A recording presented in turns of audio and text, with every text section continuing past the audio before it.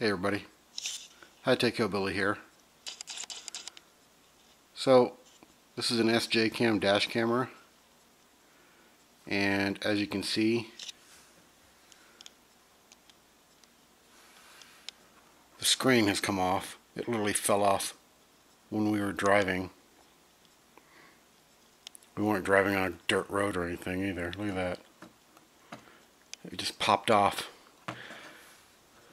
It won't come off completely. It's got some glue or something over here, but it just literally just popped off and stopped working. We're going to send this into SJCAM, see what they say. But you know what? This has only been on that vehicle for a couple of weeks. If this is the quality of products that they're going to be putting out, then people need to know. People need to know, because this is uncalled for. I mean, this is the cheapest build quality of any camera that I've ever seen. Literally falling apart driving down the road.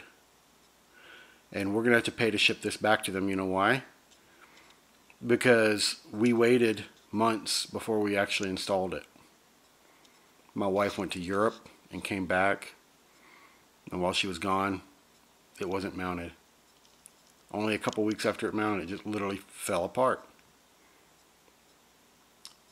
Now we have to pay to ship it back. So I'm not happy, and I won't be purchasing another one of their products as this is the build quality that we're going to end up with.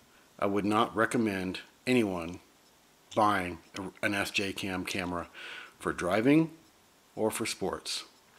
We own two other cameras of theirs. The regular HD GoPro style camera and the 4K camera. Neither of which is very good. And they're certainly not good for driving cameras, even though they have driving mode. There's issues with the clocks on the camera. Anyway. But this is ridiculous. Goodbye, SJCAM. Thank you all for watching.